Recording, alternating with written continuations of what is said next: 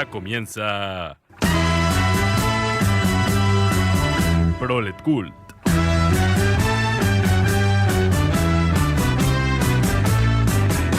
El motor de la historia.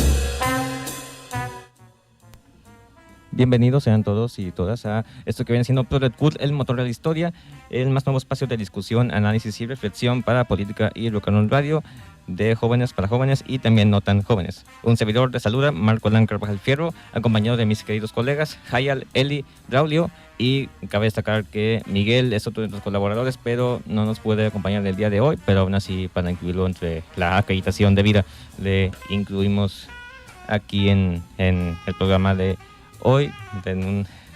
Saluden, pues todavía seguimos siendo una novedad ahí para que nos reconozcan las voces. Ay, perdón. Hola, mi nombre es Elizabeth.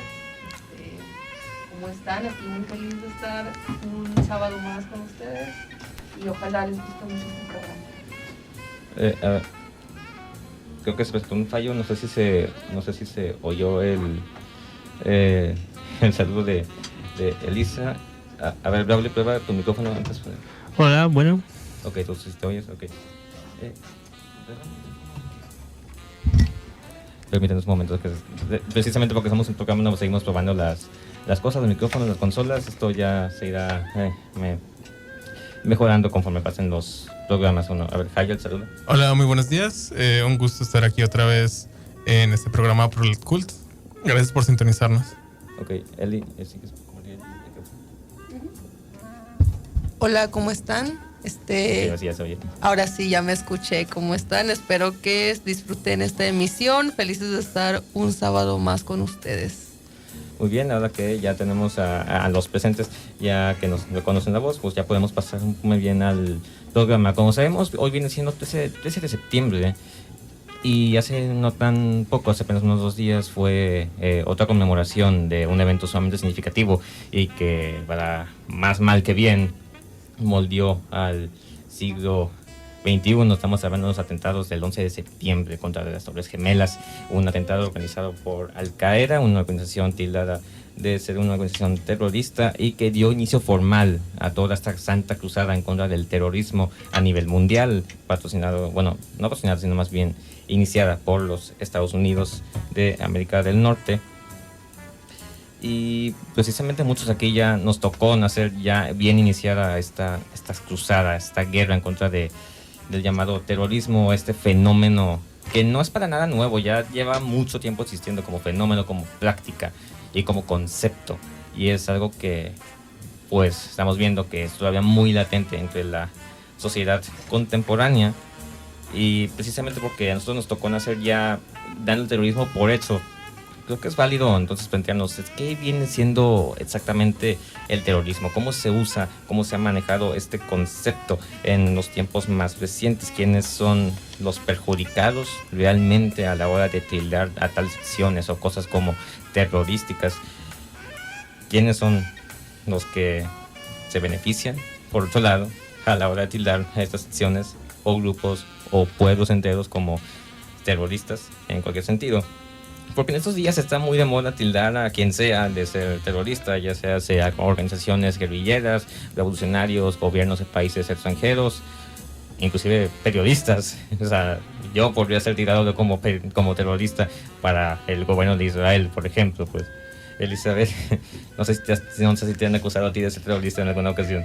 Bueno, probablemente sí, ya que, por ejemplo, hace ya 2 años cuando empezó ahora sí que la fase final del genocidio en Palestina, miles y millones de estudiantes alrededor del mundo se organizaron, ¿no?, en contra de este genocidio, y pues se les tildó como terroristas, ¿no? Así que ser un estudiante antisionista te vuelve terrorista para Estados Unidos en este caso, y pues para en general la comunidad occidental, ¿no? Entonces creo que también decir que apoyas abiertamente la resistencia palestina por medio de Hamas, incluso se te considera que apoyas una organización terrorista. Entonces creo que por definición sí soy terrorista.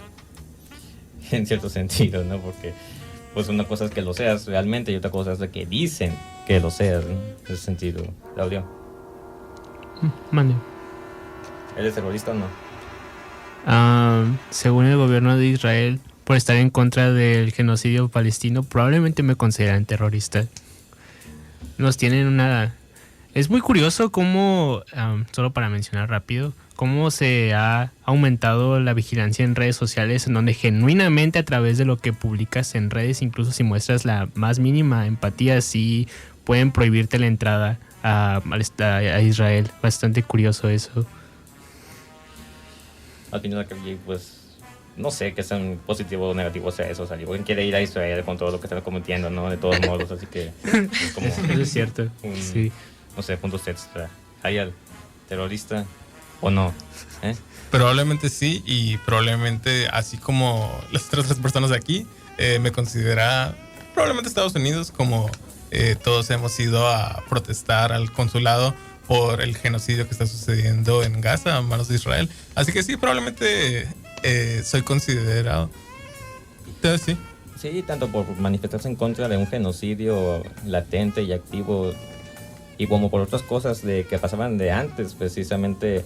Por un ejemplo un poquito más local, Luis Echeverría, el presidente entre 70 y 76, ya tildaba de terrorista a todo aquel que se opusiera al gobierno del PRI en los años 70, durante la Guerra Sucia, a las guerrillas, les acusaba terroristas. En una ocasión, recuerdo muy bien, no que estuviera ahí, no, porque no nacía, pero en un documental me acuerdo haber visto una parte que decía Luis Echeverría: el terrorismo es fascista, ahí tildando a todos los opositores, los guerrilleros y demás. Así que el terrorismo ya se ha utilizado como excusa, como concepto, como peyorativo y como demás cosas. Pero de tan uso tan arbitrario y tan libremente usado, se llega a confundir con otros conceptos y problemas sociales actuales. En el caso de Echeverría y otros gobiernos latinoamericanos que entonces eran dictaduras militares, ¿qué diferencia a una organización terrorista de un cártel de la droga? Porque ahora también tenemos el neologismo del narcoterrorismo por parte de Donald Trump. ¿O qué diferencia al terrorismo de las guerrillas urbanas o campesinas en todo caso? O de la subversión en contra de un gobierno autoritario y opresor, como sucedía en el caso de Israel ahorita mismo. Son estas preguntas muy válidas, se nos hace, ya que vienen representando problemáticas actuales, pero como todo se tiene que tratar de manera acorde, vamos a presentar entonces un recuento sobre cómo fue que se formó primeramente el concepto de terrorismo, cómo es que se ha practicado antes de llegar a nuestro siglo, y cómo es que este concepto se está utilizando en estos días, y cómo es que termina afectando a poblaciones enteras que muchas veces ni al caso ni tienen que ver con el problema. Pasamos una transición. Quédense con nosotros.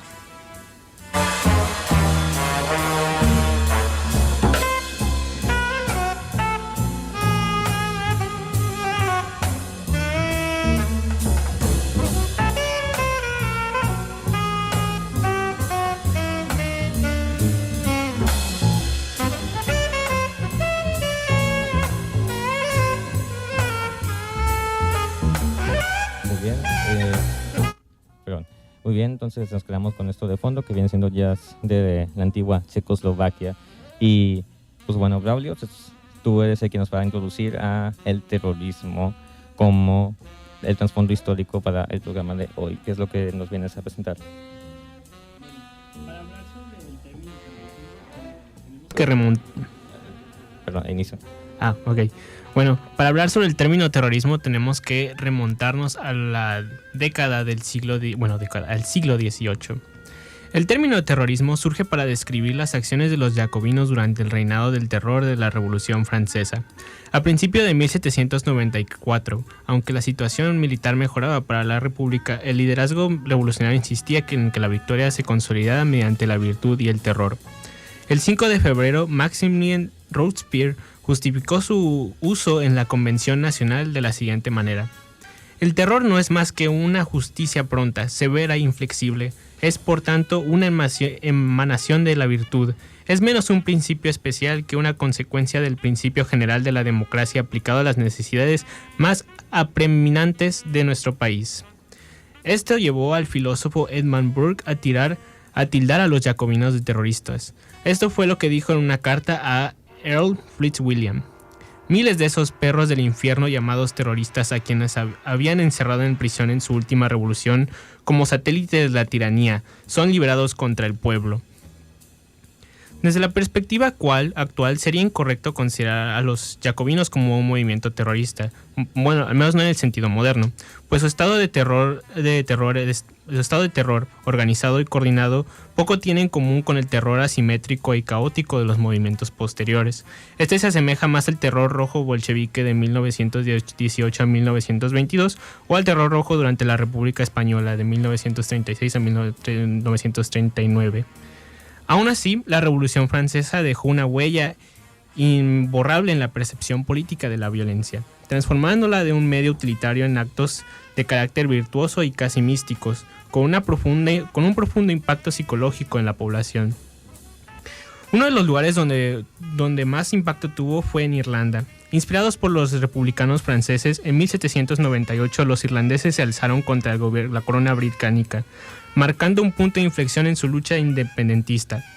En este contexto, la Hermandad Republicana Irlandesa se convirtió en la primera organización en emplear técnicas terroristas modernas en el año de 1860. En septiembre de 1867, los fenianos de Manchester volaron la puerta de una furgoneta policial que trasladaba a 2 líderes arrestados, matando a un sargento. 4 rescatadores y un inocente detenido en una redada fueron acusados de asesinato y condenados a muerte. Estos ataques tuvieron un efecto mixto en el incipiente movimiento socialista de aquel entonces. La brutal represión gubernamental generó manifestaciones en apoyo a la causa irlandesa, tanto en Irlanda por los trabajadores británicos. Por otro lado, organizaciones de carácter progresista como Reform League acusaron y firmaron una condena contra el fenianismo. Pese a sus fracasos, las tácticas fenianas sentaron un precedente en el uso de la violencia esporádica en zonas urbanas, influyendo luego a grupos irlandeses e internacionales, especialmente a los anarquistas. En 1875, las federaciones anarquistas española e italiana sufrieron una represión gubernamental. Los italianos, sin embargo, promovieron debates en la Internacional Antiautoritaria sobre el comunismo anarquista y la propaganda de los hechos. La propaganda de los hechos no es una mera justificación filosófica de la violencia, sino un análisis de pedagogía revolucionaria centrada en la revolución individuo-colectivo. Los ataques eran actos simbólicos, concebidos como detonantes a una revuelta mayor. La idea fue influenciada por los revolucionarios rusos Sergei Nechayev y Mikhail Bakunin. Fue desarrollada posteriormente por italianos como Enrico Malatesta, Carlo Cafiero y Emilio Covelli.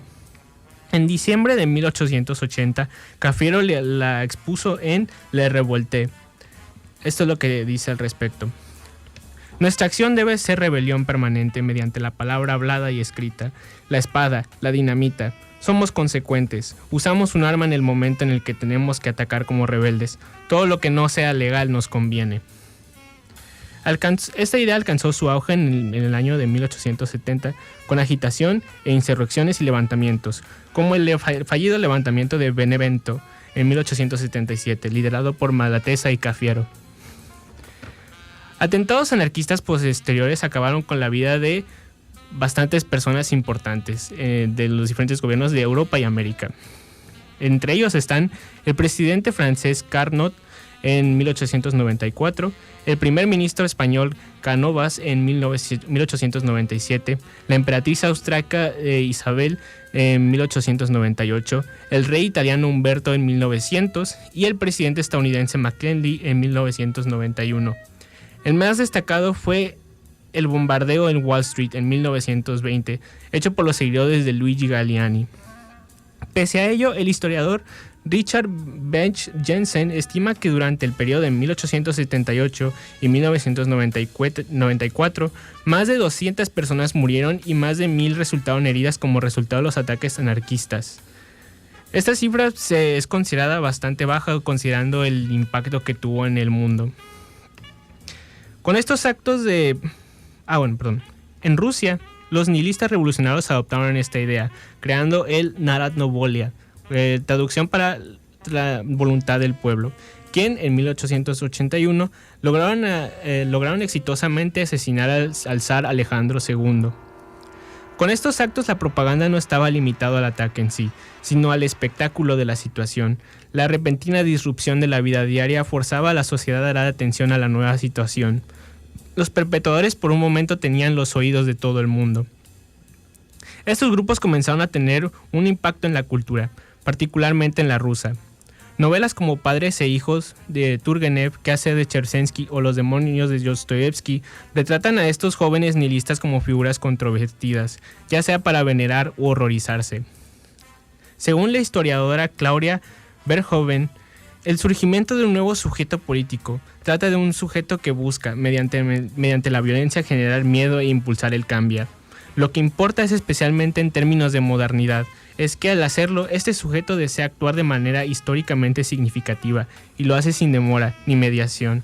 Un sujeto que experimenta directamente el proceso histórico y busca intervenir en él. Estos jóvenes anarquistas, mayoritariamente burgueses y educados, no eran meros delincuentes marginales. Sufrían una profunda enajenación y buscaban sentido. Culpaban al capitalismo, la religión, el ejército y el estado de la miseria de las clases bajas.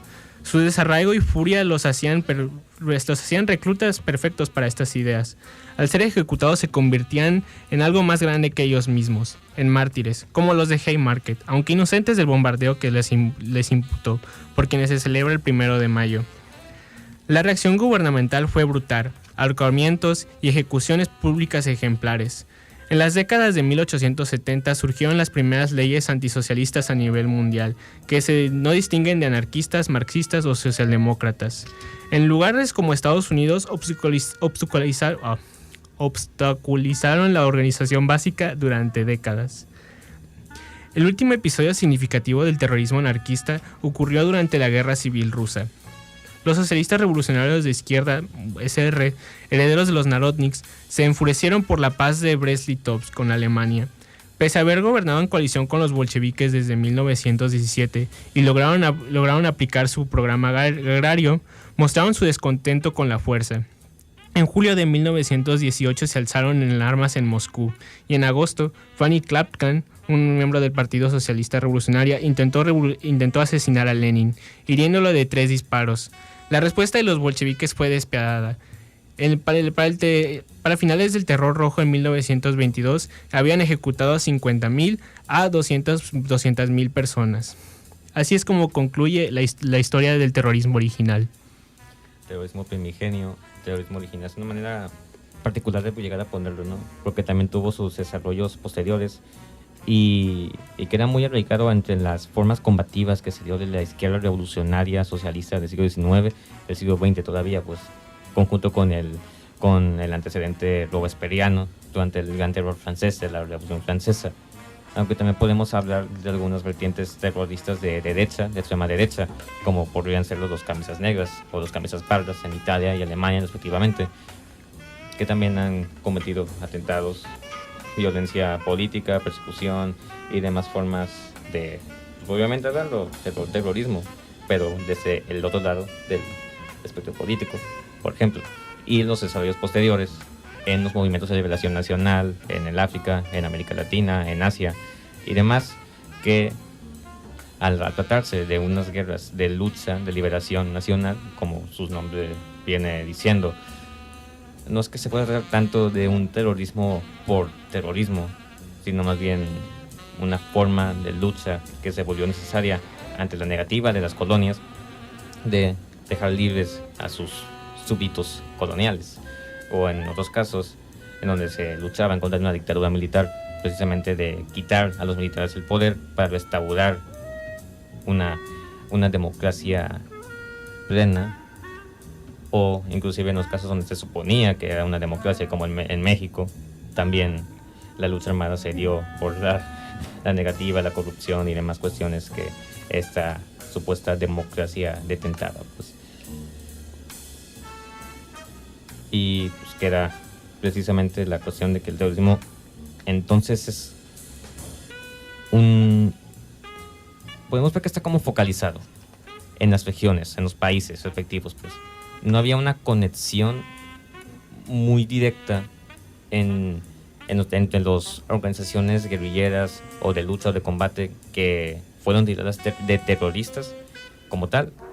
Puedo citar, bueno, no citar, sino más bien parafrasear lo que Norberto Bobbio decía en el diccionario de política que editó, ya que hay distingue entre terrorismo político y terrorismo internacional. El primero viene siendo algo así como mencionas, Braulio, el terrorismo utilizado como una táctica de lucha abierta y directa en contra de un orden imperante, pero que se enfoca en un lugar específico, en este caso algún país o una región de ese país, ya que también podemos hablar de cómo algunas guerrillas, por ejemplo, en el caso de México, estuvieron centradas más en algunas regiones que a nivel nacional. Y el terrorismo internacional viene siendo aquel que puede venir a causa de conflictos internacionales, o que bien puede ser el caso de que haya una mayor coordinación entre agrupaciones y sus fines. Que eso viene siendo también importante, distinguir los fines entre organizaciones de combate, guerrilleras, liberación nacional o de otro tipo, inclusive de carácter reaccionario, como las milicias fascistas lo pueden llegar a ser, por ejemplo, ya que al catalogarlas todas como terroristas por ejercer la violencia de manera tan brutal y descarada, que eso es un hecho, no lo podemos negar, aún así, al catalogarlas todas como terroristas, precisamente, ¿dónde está el discernimiento? ¿Cómo podemos discernir entre ellas? ¿Cómo podemos diferenciar, pues en el caso de Alemania Occidental, a la Rote Armee facción, la facción del Ejército Rojo, una guerrilla urbana de izquierda radical, al resto de milicias fascistas italianas promovidas por la Operación Gladio en Europa, que estaban existiendo al mismo tiempo? O en el caso de Irlanda tenemos al Ejército Republicano Irlandés, o muchos de esos, parece que son también varios los ejércitos republicanos que ha habido allá en Irlanda del Norte. ¿Cómo podemos diferenciar entre ellos y con algo también todavía europeo, a la ETA en España, los terroristas vascos? ¿Cómo se puede llegar a discernir entre ellos si los tildamos a todos de terroristas como tal? ¿Dónde está la diferencia en sus motivos, lo que hacen o por qué utilizan la violencia? ¿Por qué recurren a la violencia como tal? Es un carácter teórico, inclusive a veces epistémico, como ese que la violencia se usa como factor para promover el cambio, pero la violencia sigue siendo el medio, el fin viene siendo todavía algo sumamente distinto, el cómo se ha llegado a utilizar y demás. ¿Qué más nos puedes decir acerca del respecto, Lolio, sobre sus conclusiones del tema?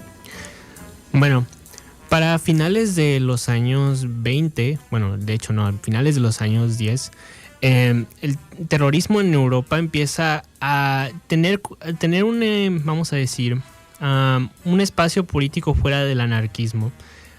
Es justamente empiezan a surgir grupos que no son anarquistas a aplicar las mismas tácticas. Por ejemplo, están los nacionalistas suecos a finales de 1890. También están los críticos los críticos originales de la propaganda del hecho. Los marxistas también empiezan a aplicar este tipo de tácticas. Por ejemplo, el ataque terrorista, entre comillas, hecho más antiguo, hecho por comunistas, fue el bombardeo de una iglesia en Bulgaria, hecho por comunistas búlgaros. Y también otro evento que marcó, vamos a decir, estos actos espectaculares, está el Reichstag Braun, en donde el comunista consejista Van der Lubbe quemó el parlamento alemán como, vamos a decir, como último acto desesperado para frenar el avance de los nazis. Lo que podemos ver en estos grupos que comienzan a usar estas tácticas es que muestran cierta desesperación ante la imposibilidad de conectar con las masas, ya sea por imposibilidades de aplicar tácticas organizacionales comunes o porque simplemente no les interesa conectar con las masas, en el caso de gente de más derecha, ¿no? Por ejemplo, en el caso de las guerrilleras, las guerrillas en los años 70, podemos ver este mismo cierto tipo de métodos desesperados comparado con los comunistas de los años 20, ya que como podemos notar, al menos aquí en México, sí había cierta imposibilidad para aplicar tácticas organizacionales, ¿no? Por ejemplo, hablando de objetivos, ¿no? Por ejemplo, la Liga Comunista 23 de septiembre, su principal objetivo era la organización de consejos obreros, pero como podemos ver alrededor de su historia, nunca lograron formar ninguno. Así que esa es una situación, ¿no? Yo lo pienso, vamos a decir que ese tipo de violencia espectacular la pienso como lo decía la Internacional Situacionista. Están combatiendo la enajenación a través de medios enajenados. Una conclusión bastante compleja, que se invita como que siempre a plantearte lo que uno ya daba por sentado acerca del tema. Bastante completa también, diría uno. Debemos pasar a un pequeño corte de la autoridad. Antes de seguir, quédense con nosotros. Esto va a ser muy, muy corto. Esto viene siendo el Q de Motor de la Historia. Volvemos después de esta pequeña interrupción.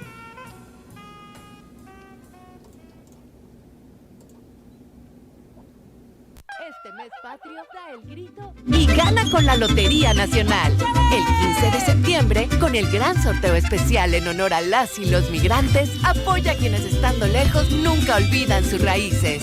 Hay más de 424 millones de pesos en premios. Y con un cachito puedes ganar hasta 25.5 millones. Compra tu cachito, gana y grita con orgullo. ¡Viva México! Con la Lotería Nacional, ganas tú, gana México. Compra en milotería.mx.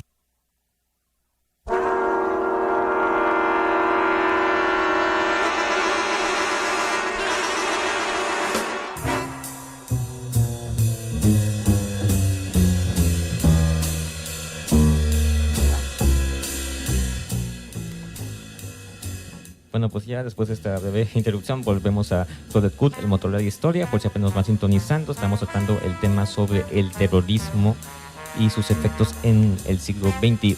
Acá nuestro compañero Claudio nos acaba de dar un resumen histórico acerca de lo que había sido el terrorismo en sus orígenes durante la Revolución Francesa, el gran terror francés encarnado por Robespierre en los jacobinos, pasando por el siglo XIX y el siglo XX, las múltiples disputas que se ha hecho y el ver el terrorismo como una táctica de combate y de la violencia como cambio radical de base, que viene siendo una concepción que todavía se puede decir que sigue vigente, ya que los grupos que se han tildado terroristas todavía se siguen utilizando como un medio para cambiar radicalmente sus lugares de donde están luchando, ¿no?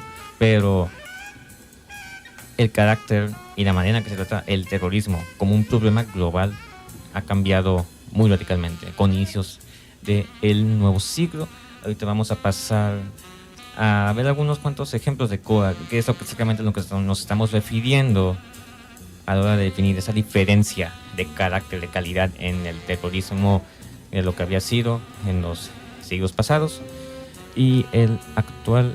Eli, tú vas a ser quien tiene esa información para seguir con el tema.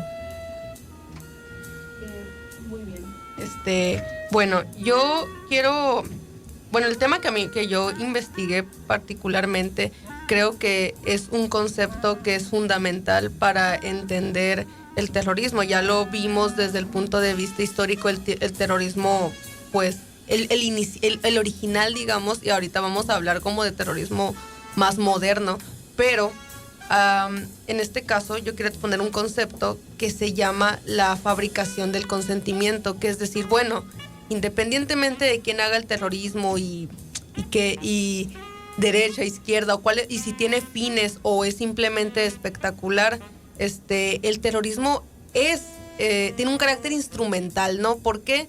Porque en este caso las autoridades, el Estado, suele utilizar el término terrorista para empezar a hacer persecución política, ¿no? Entonces, al final, el terrorismo no es solo el fin de ciertos grupos, qué tan organizados están o no, sino además su carácter instrumental. Entonces, esto es lo que explica este concepto, que la fabricación del consentimiento es una forma de manipulación de la opinión pública mediante la propaganda en medios tradicionales, que es en este caso la televisión, la radio, los periódicos, aunque ya recientemente también podemos hablar del internet, ¿no? Es un proceso donde se seleccionan perspectivas que se convierten en noticia y se dicen de una manera que busca sesgar al público en favor de dichas perspectivas. El término fue acuñado originalmente por Walter Lippmann en 1922, pero se popularizó cuando salió el libro con el mismo nombre escrito por Noam Chomsky en 1988. Y en este libro, Chomsky plantea que a lo largo de la historia se ha utilizado un lenguaje selectivo y perspectivas unilaterales y sesgadas para justificar la violencia contra grupos enteros de personas. Y esto se hace mediante un modelo de propaganda, que el modelo de propaganda identifica pues 5 puntos clave, que es primero que la concentración de la propiedad, por ejemplo, del medio está en grandes compañías que pues tienen sus propios intereses.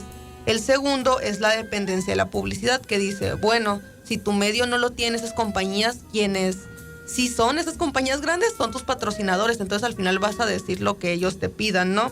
En tercer lugar está la dependencia de fuentes oficiales, que en este caso los gobiernos, decir, bueno, tienes que manejar información oficial y no ser crítico con esa información porque puedes recibir represalias por ser crítico. También está lo que le llama FLAG, que es la reacción organizada, que es decir, bueno, si ya fuiste crítico, en este caso los otros medios tradicionales van a empezar a hacer una campaña para deslegitimarte y que así tu opinión sea vista como incorrecta o como falsa, ¿no? Y por último sería lo que Chomsky llamó el anticomunismo, porque lo escribió en el contexto de la Guerra Fría, pero ya en el siglo XXI a lo mejor podemos hablar de los antiextremismos, que es esta idea de, te estás poniendo muy político, ¿no? Estás siendo muy extremista, ¿no? En aquel momento era como, estás siendo muy comunista, ahora estás siendo muy extremista, ¿no?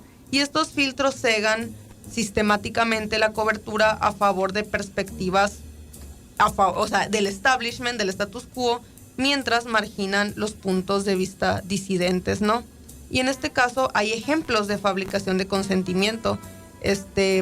Por ejemplo, está la deshumanización, que la deshumanización ocurre cuando un grupo niega la humanidad de otro, que por cierto el Genocide Watch lo considera una de las 10 etapas del genocidio, ¿no? Porque cuando a un grupo se le arrebata su humanidad, pues es más fácil justificar la violencia contra él.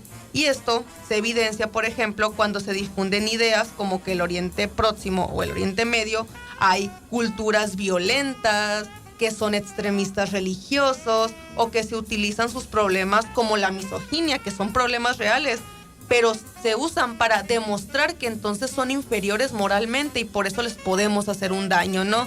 Se hacen estas generalizaciones. ¿Por qué? Porque se busca deshumanizar. Segundo, es la voz pasiva. ¿Qué es la voz pasiva? Se utiliza para enfatizar para enfatizar una acción en lugar del sujeto. Es decir, que esto implica mencionar una atrocidad cometida por el lado dominante sin mencionarlo como perpetrador, ¿no? Un ejemplo de esto es cuando los soldados estadounidenses o israelíes mueren, son asesinados, son masacrados por estos grupos terroristas. Pero cuando es al lado contrario, cuando se trata de palestinos o iraquíes o en Afganistán, simplemente pierden la vida, ¿no? Perdieron la vida en un enfrentamiento, pero cuando es un soldado o cuando es un civil gringo o un civil israelí, lo masacró un grupo terrorista, ¿no? O sea, no hay igualdad de términos, ¿no? También es la terminología engañosa, y dice que muchos medios de comunicación utilizan términos como guerra, conflicto y enfrentamiento para describir, por ejemplo, la violencia de Israel y Estados Unidos a países como Irak, Afganistán o recientemente Palestina. Y estos términos sugieren que existe un desacuerdo entre dos partes, pero que están en igualdad de condiciones, ¿no? Es decir, la guerra, dicen el conflicto Israel y Palestina, la guerra en Irak, en lugar de decir, no, es un genocidio el que está sucediendo en Palestina por parte de Israel. Y lo que pasó en Irak no fue una guerra, fue una invasión. O sea, fue una invasión gringa a Israel, a Irak, que generó un conflicto bélico, pero porque empezó como una invasión, ¿no? Y lo último es lo que le llaman las falsas narrativas, que son cuando los principales medios de comunicación y portavoces difunden narrativas falsas y desinformación, como por ejemplo, en 2023, cuando dijeron que Hamás decapitó a 40 bebés israelíes, o hace 20 años, cuando decían que Saddam Hussein tenía armas nucleares. Y esto se demostró que fue falso. Ambas cosas se demostraron que fueron falsas.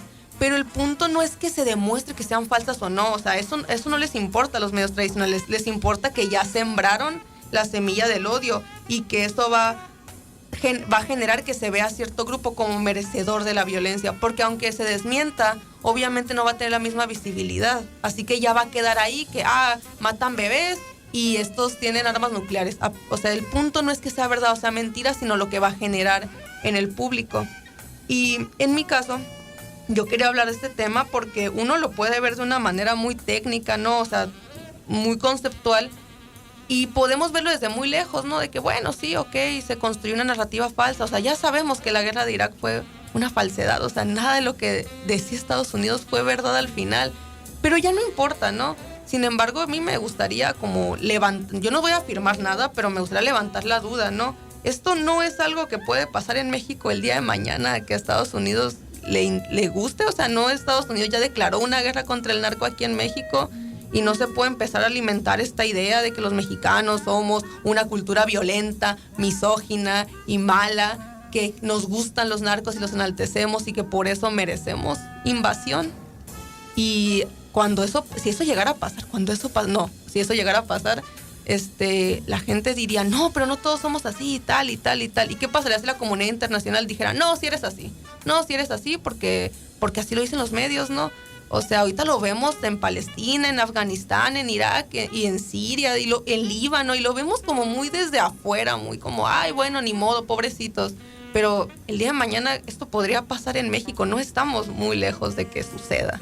Entonces, por eso considero que es importante reconocer cuando estas narrativas empiezan a dar y saberlas combatir a tiempo, ¿no? Entonces, esa es mi aportación. Sí, pasamos con Hayat. ¿Vas a complementar lo que él va a decir? Sí, complementaré más en el aspecto del contexto histórico, y es que mi participación está basada en un artículo que se llama Instrumentos del Imperio de Ed McNally, que pues a su vez es una crítica revisión al libro CIA, una historia imperial de Hugh Wilford. Aquí uno de los temas que trata el autor es la evolución de la CIA posterior al 11 de septiembre y durante la guerra global contra el terrorismo, ya que los analistas que se encontraban estacionados en Asia y en Rusia pues fueron resignados al centro antiterrorista de la CIA, que hasta ese momento pues había tenido un papel menor y secundario. Incluso pues se nos muestra el testimonio de un agente de la CIA que trabajaba en ese momento ahí y que recuerda trabajar con una rabia apenas contenida y se sentía consumido por la venganza, y que estaba pues a su vez alimentada como en un sentimiento de vergonzoso ultraje por este suceso de las Torres Gemelas. Y pues esto claramente contribuyó a que se reorientara la agencia hacia operaciones de extradición y tortura bajo el mandato de Bush, y a la ampliación de la actividad bélica de asesinatos selectivos mediante el uso de drones bajo el mandato de Obama. También, pues de acuerdo a la información disponible, el jefe de contraterrorismo de la CIA le aseguró a Bush que los terroristas pronto tendrían moscas caminando por sus ojos. En términos organizacionales, pues la agencia fue degradada por las recomendaciones de la Comisión del 11 de septiembre, y su jefe ya no era el director general de la Inteligencia Central, que controlaba las 18 agencias de servicios de los Estados Unidos, y ahora simplemente era el director de la CIA, y ahora era a cargo del director de la Inteligencia Nacional, que se encargaba del trabajo de estas 18 agencias. Pero pese a esto, pues la financiación de la CIA se disparó hasta alcanzar en torno a los $500 millones bajo el mandato de Bush y los 640 millones durante la presidencia de Obama. También habla Wilford acerca de que si una agencia de inteligencia se centrara en las amenazas reales, se concentraría en cambio pues en cuestiones como la desigualdad global, el cambio climático, los movimientos de población o las pandemias. Pero, y abro cita, mientras Estados Unidos continúe comportándose como un imperio, pero negando que lo es, pues seguirá recurriendo a las acciones encubiertas como instrumento de gestión de sus relaciones exteriores. Y esa sería mi aportación. Y es una aportación bastante, igual como la de Eli, bastante acertada, y que también nos revela la cuestión de que, como mencionabas, Chomsky escribió durante el contexto de la Guerra Fría, y eso es algo muy importante a la hora de tratar el terrorismo del siglo pasado, que se utilizaba muchas veces no como combate al terrorismo, las tácticas de contrainsurgencia, sino como un combate al comunismo, que era el principal enemigo de Occidente, el mundo libre o como ustedes se quieran poner. Era combatir la amenaza roja que se cierne sobre nosotros, pues, que nosotros también ya sabemos desde nuestra perspectiva, ¿no? Que nada más era una fachada para seguir manteniendo los privilegios de los capitalistas y demás cosas que generaron mucha más miseria y barbarie, como las dictaduras militares en América Latina, las intervenciones de Estados Unidos en África, en Asia, los golpes de Estado y muchas demás cuestiones que te van afectando a mucha gente. Pero hoy es distinto. Ahora que la Unión Soviética ya no existe y el comunismo está muy reducido, ¿a quién le toca ser el enemigo entonces? ¿Quién va a ser el enemigo público número uno de los imperialistas? Si la hoz y el martillo ya no están en el panorama, pues el terrorismo. Pero si nuestros terroristas rojos ya no están, entonces ¿quiénes son los terroristas ahorita? Y es donde entra la cuestión. El combate al terrorismo ya no se hace en un sentido anticomunista o antiprogresista, antisocialista, demás. Se combate casi por combatir al terrorismo por sí solo, como si el terrorismo fuera el terrorismo y ya. No hay necesidad de diferenciar. Ahí está parece que por ahí también para el asunto que decías, Elis, de cómo es de que para deshumanizar, quitar la legitimación a sus proyectos sociales, o que ni siquiera te importa por qué están luchando en primer lugar. Son terroristas porque son terroristas y hay que acabar con ellos. Antes porque eran comunistas, pero ahora porque son terroristas a secas. Y en todo este caso de la deshumanización, pues ya estamos viendo los efectos de tan constante deshumanización en contra de varios pueblos. En este caso destacan mucho la deshumanización de los pueblos árabes, como viene siendo pues prácticamente todo Oriente, o todo lo que huela musulmán, todo lo que sea moro, todo lo que sea moro, todo lo que sea árabe, todo lo que venga de por ese lado del mundo. Automáticamente ya hay que andarse con cuidado, porque no vaya a ser que te lance una bomba, no vaya a ser que trabaje para Al Qaeda, que sea el Estado Islámico, a pesar de que también es algo, es decir, no hay que andarse con cuidado con esa gente, ¿no? Sí, o sea, hay que irse con cuidado, pero solamente si van en contra de tus intereses, porque, por ejemplo, Estados Unidos con Arabia Saudita, que también es un estado islámico, donde también hay represión a los derechos humanos. En Qatar, bueno, ahí está bien, porque venden su petróleo y ayudan a los intereses estadounidenses, pero no seas Irán, no seas Irak, no seas, en este caso, Palestina, no, esos sí son terroristas y esos sí no te les debes de cuidar, que también es irónico, porque fueron ellos los que financiaron, ¿no? En este caso, a Osama Bin Laden, ¿no? Cuando él estaba en contra de los soviéticos en Afganistán, Estados Unidos le dijo, tú mata comunistas, ve, y les dio dinero, y ahora resulta que son sus enemigos y que siempre los odiaron y que siempre estuvieron en contra del fundamentalismo religioso, cuando fueron ellos quienes financiaron estos grupos para que se fueran en contra de los soviéticos, ¿no? Que buscaban un gobierno laico, ¿no? Entonces, de pronto también curioso cómo se cambian de bando de repente, ¿no? cuando el comunismo justo cae. Sí, precisamente. Su utilidad anticomunista deja de ser cuando la Unión Soviética deja también de ser. Que es algo que podemos ver con el libro de John McHugh, Historia Mínima de los Árabes. Es un muy buen libro, recomendado, donde ahí se presenta la diferencia en el terrorismo proveniente de Oriente, como antes era laico o simplemente terrorismo árabe, como se tildaba, y ahora es terrorismo de carácter religioso, terrorismo islámico como tal. Ahora ya no es que sean seguidores del muy peligroso marxismo, leninismo o el anarquismo, o simplemente nacionalistas laicos, que también había sin necesidad de ser comunistas. Ahora, por su religión, la religión predominante de ese lugar es la amenaza para el mundo libre. Y los atentados del 11 de septiembre fueron lo que validó ese discurso y que hizo que muchas organizaciones que a veces ni nada que ver con el 9/11 ni con el islamismo como corriente política, como el Partido de los Trabajadores del Kurdistán, fueran tildadas como terroristas, lo que le daba completa luz verde a sus opositores opresores como Turquía de seguir bombardeando al pueblo kurdo ahí en Turquía y en la frontera con Siria, que es algo que todavía se sigue dando todavía en nuestros días. Ya dije muchas veces, ¿no? Pero sí es como tan así la cuestión que, pues insistimos, es muy arbitrario el uso del concepto de terrorismo en estos días, pues. Y que sus efectos está claro, pues la estigmatización, los prejuicios y la discriminación en contra de los sectores que provienen de aquellos lados en donde tienen el problema de la violencia exacerbada, patrocinada por terroristas que pueden estar bien o no, apoyados secretamente por quienes perpetúan este mismo discurso discriminatorio y peyorativo.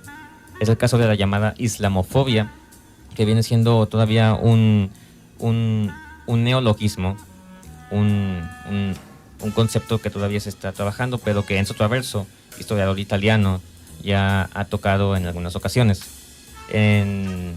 Recuerdo haberlo visto por primera vez por su parte, precisamente en el libro Las nuevas caras de la derecha, que editó Siglo XXI, la editorial Siglo XXI, donde ahí es una serie de entrevistas que le realizaron varias personas y que se pueden encontrar en línea también fácilmente, de manera individual, porque el libro pues no lo he encontrado en PDF, al menos, o en otro formato, pero sí es un buen libro.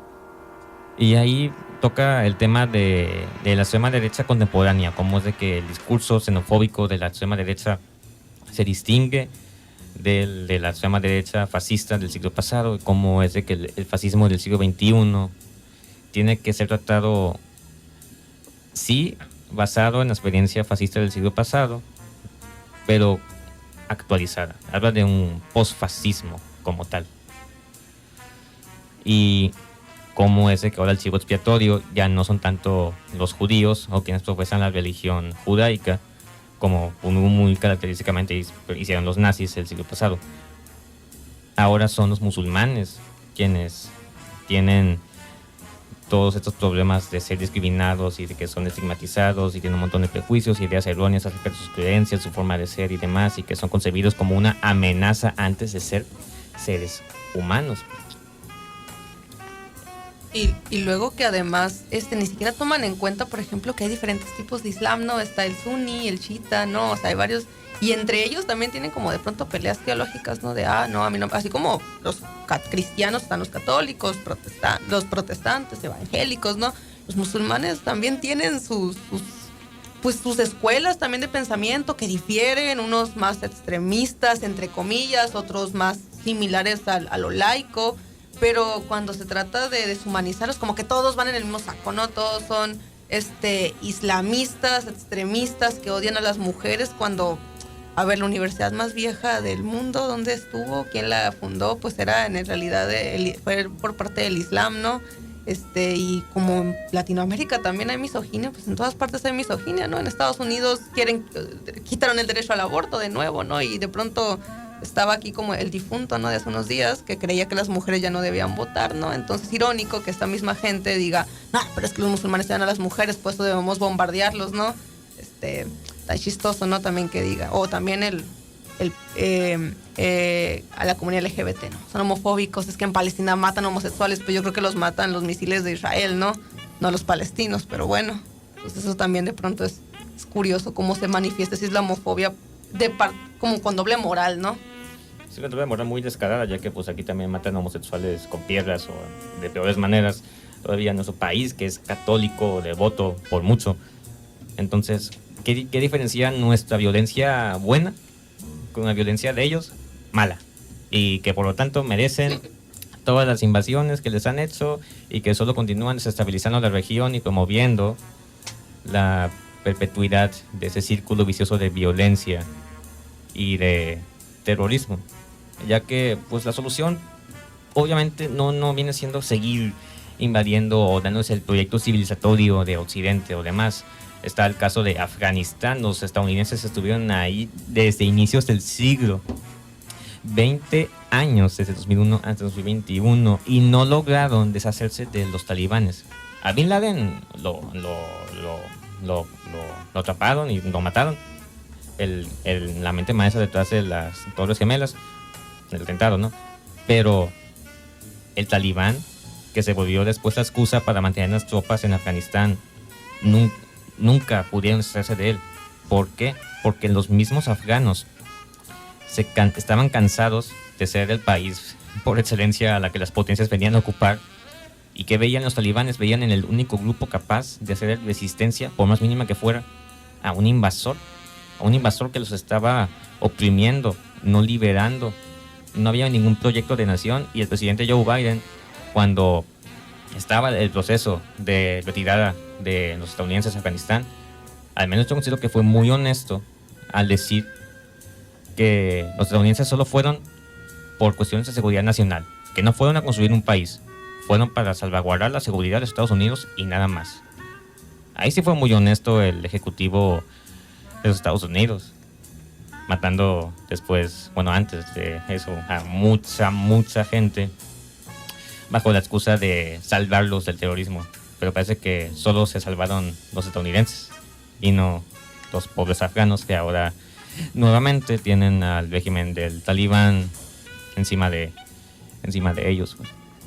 Y la cuestión de que ni nos molestamos en el lugar porque es así, como podemos denotarlo ahorita mismo, que se queda con, es su cultura, así ellos son, y no van a cambiar.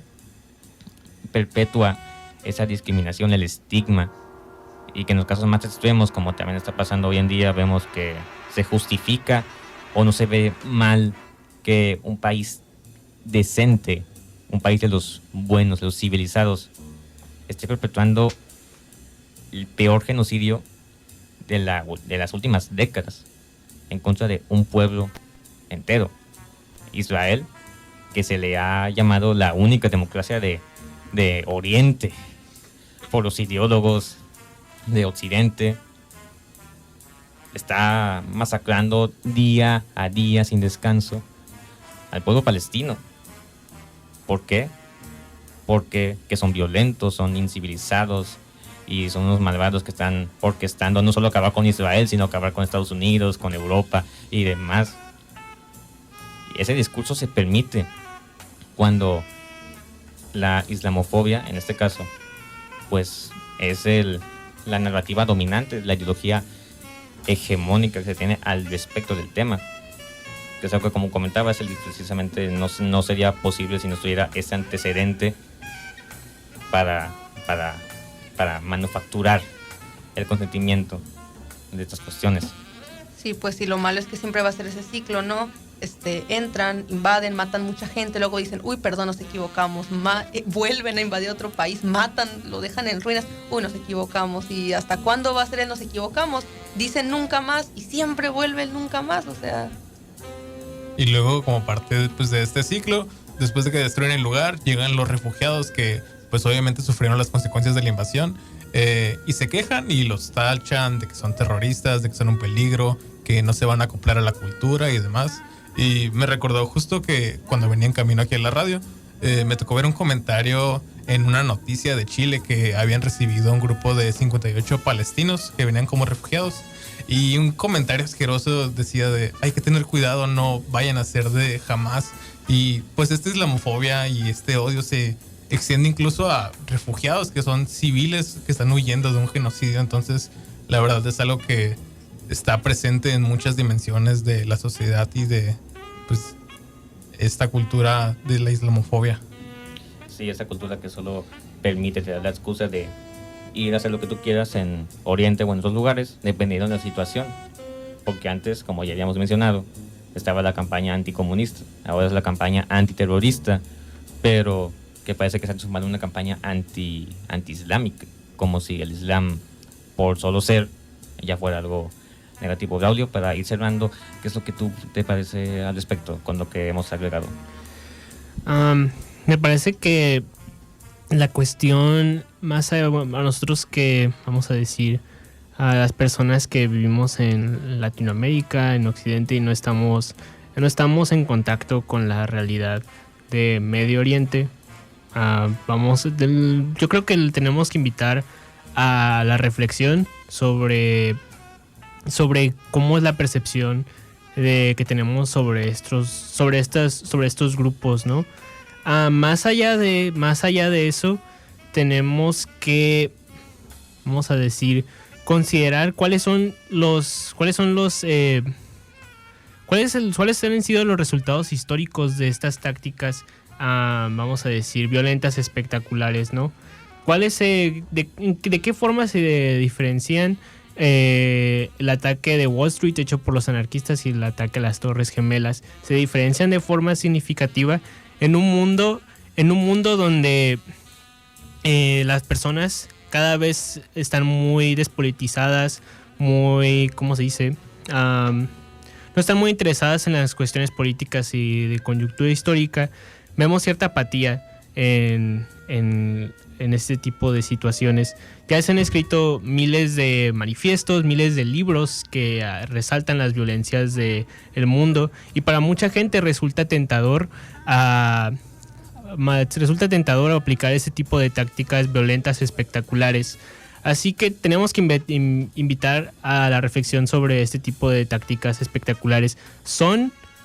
Pueden incitar realmente a un cambio, pueden incitar realmente a la conciencia por parte de una población entera, o simplemente son estrategias que terminan creando héroes o villanos a los cuales demonizar o venerar.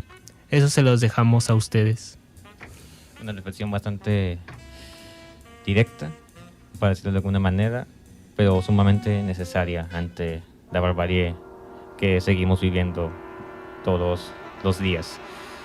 Bueno, con esto cerramos. Este fue el tema de hoy: terrorismo e islamofobia, por Prolet Cult, el motor de la historia.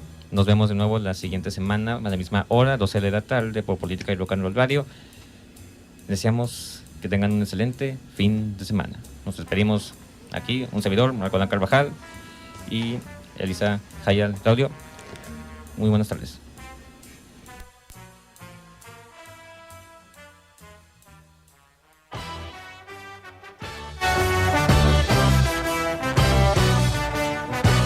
Aquí se despide Prolet Cult, el motor de la historia. Nos vemos el siguiente sábado a las 12 p.m. y les deseamos un excelente fin de semana.